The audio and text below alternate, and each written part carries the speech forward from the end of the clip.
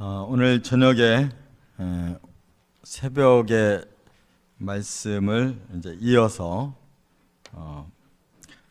사울에 의해서 다윗이 어떻게 박해를 받았는지를 이제 결론을 맺으려고 하는데, 사실 이 내용이 너무 방대하다 보니까 여러분들이 지명의 이름이 많은데 알기가 힘듭니다. 그래서 일단 지도를 좀 한번 보면서 잠깐 다윗이 어떻게 도피 생활을 했는지를 보겠습니다.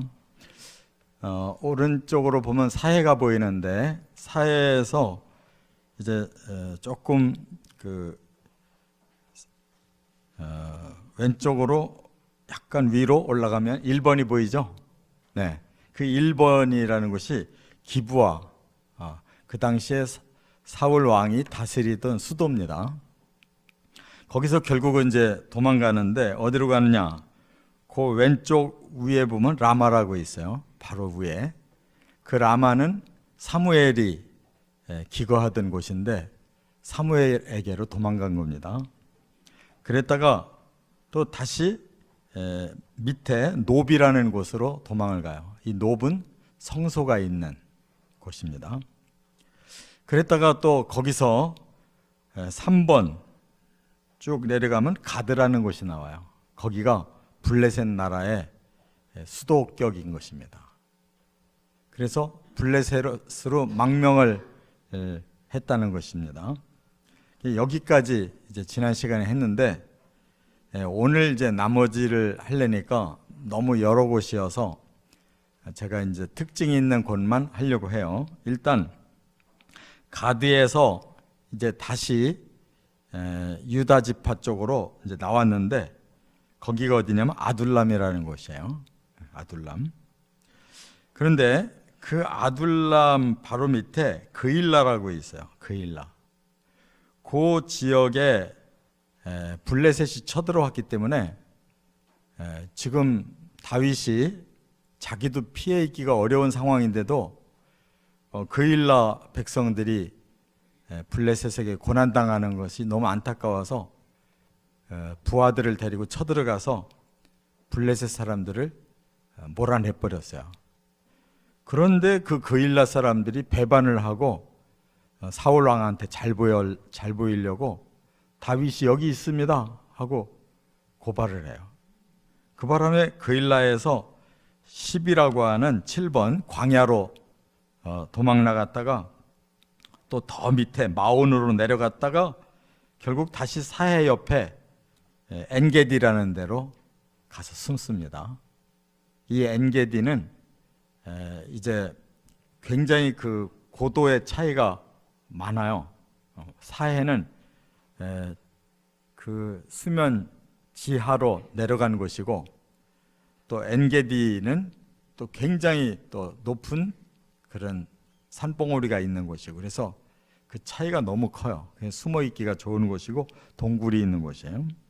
근데 거기까지 또 사울이 오니까 다시 또 저 바란 광야라고 지금 10번 제일 밑에까지 내려가요. 그랬다가 다시 갈매를 통해서 10 광야로 다시 또 올라옵니다. 근데 여기서 또 고발을 당해요. 그래서 결국은 그가 이제 가드, 처음 망명했던 그 가드로 가게 되는 것이 이제 13번이에요.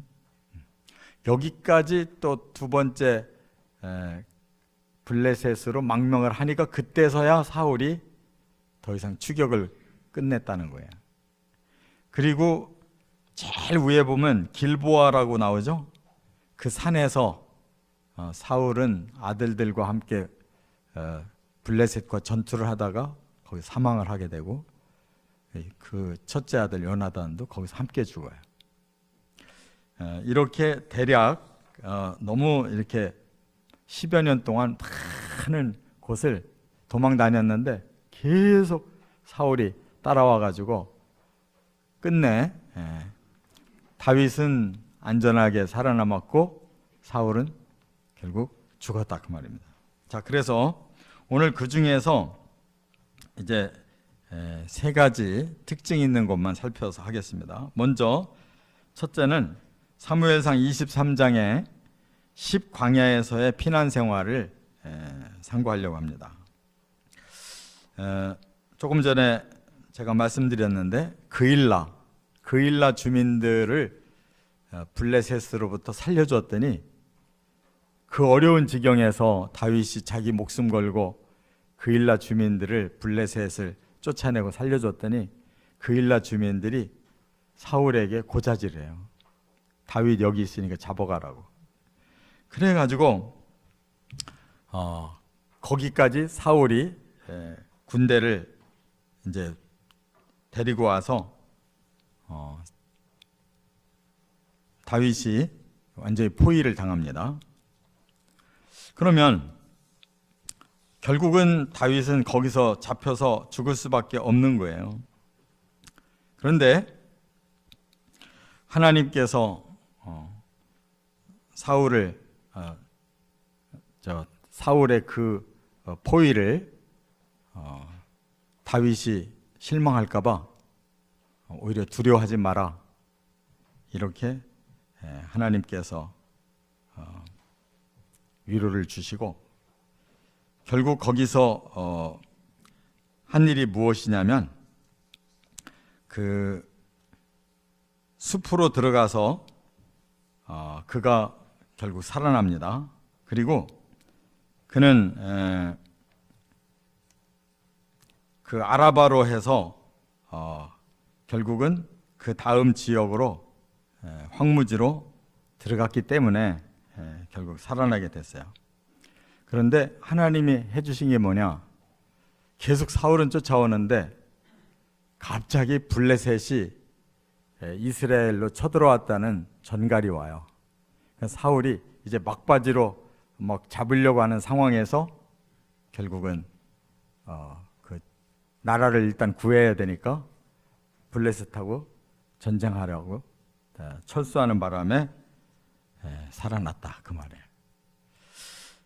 그 다음에 두 번째는 이제 사무엘상 24장에 보면 엔게디 동굴에서의 피난 생활을 말씀하고 있는데, 아까도 말씀드린 것처럼 이 엔게디는 사해 근처면서 그 사해는 해저로 아주 200m까지 내려가는 곳이고, 또 이 엔게디의 그 계곡은 또 갑자기 가파르게 높은 곳이기 때문에 그곳에서는 숨어 있기가 좋은 곳이에요. 더구나 동굴이 굉장히 많았다고 그래요. 여기에 숨어 있는 것을 또 사울이 알고 거기를 추격합니다.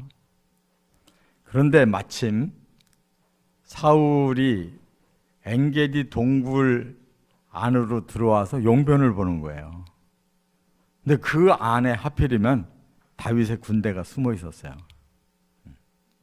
그러니까 부하들이 지금 사울 왕을 죽일 좋은 찬스를 하나님 주셨습니다. 당장 여기서 죽이면 끝납니다. 그랬는데 다윗이 아니다. 하나님이 기름 부음 받은 자를 우리가 처치하면 안 된다. 하나님께 맡게 된다. 그러고 자기가 무죄하다는 걸 증명시키려고 살짝 뒤에 가서 사울의 옷자락을 끊어요. 잘라서 사울이 나간 다음에 이제 다윗이 큰 소리로 사울을 부릅니다. 그리고 저는 이렇게 왕을 죽일 수 있었는데 죽이지 않고 이렇게 살려드린 것은 내가 그만큼 죄가 없다는 거, 왕을 위해서 순수하게 살았다는 것을 입증하려고 이렇게 했다고 말을 하니까 거기서 사울이 펑펑 울면서 회개를 합니다. 내가 잘못했다. 그리고 다시는 그런 일을 하지 않겠다. 이렇게 회개를 해요. 그리고는 이제 헤어집니다. 그런데 세 번째 사무엘상 26장 오늘 읽은 1절부터 27장 4절까지 보면 다시 쳇바퀴 돌듯이 다시 시작을 하는 걸 볼 수가 있어요. 그 엔게디에서 이제 사울은 사울대로 가고 또 다윗은 다윗대로 또 다시 멀리 도망가야 되기 때문에 10광야로 다시 돌아갔어요. 그런데 거기에서 또 따라와 가지고 사울 왕이 진을 치고 밤에 잠을 자고 있는 거예요. 그때 다윗과 그 부하 아비새가 그 잠자고 있는 그 진중에 들어옵니다. 한가운데 사울의 텐트 안에 들어와요. 그래서 또 이번에도 자기의 무죄를 입증하기 위해서 창과 물병만 살짝 가지고 나갔어요. 그리고 맞은편 산에 올라가서 또 큰 소리로 사울 왕을 부르는 거예요. 그러면서 그 사울을 보필하는 그 군대 장관에게 막 호통을 치는 거예요. 너는 왕을 어떻게 모셨길래 왕이 위험을 당해도 모르고 있냐. 그러면서 다시 한번 저는 이렇게 무죄합니다. 왕을 여전히 이렇게 귀하게 여기고 제가 물병과 창만 증거로 가지고 왔는데 아직도 저를 못 믿고 이렇게 계속 추격을 하느냐 하고 하소연을 해요. 그때 이제 그 사울은 다시 한번 또 회개를 합니다. 앞으로 네가 왕이 될 거다. 내 가족들을 잘 돌봐줘라. 이렇게 유언처럼 얘기를 했는데 그리고는 돌아갔어요. 그런데 도대체가 사울을 믿을 수가 없는 거예요. 하도 계속 이렇게 열몇 번을 계속 추격하는 이런 사울을 믿을 수가 없어요. 그래서 다시 한번 블레셋의 가드로 다시 한번 망명을 한 거예요. 그랬더니 그제서야 사울이 더 이상 수색을 하지 않았다. 여기까지가 이제 박해의 끝이에요. 그럼 그 다음 어떻게 됐을까요? 여전히 블레셋과 사울 왕은 전쟁 중이었기 때문에 아까 말씀드린 건 제일 위에 길보아라고 하는 산에서 블레셋과 전쟁이 일어났어요. 거기에서 사울 왕도 죽고 또 요나단도 죽고 그렇게 함으로써 하나님이 다윗은 이제 살려놓고 사울은 죽게 하니까 자연스럽게 다윗이 왕이 되는 것을 볼 수가 있어요. 그래서 헤브론에서 7년 동안 일단 유다 지파의 왕이 됩니다.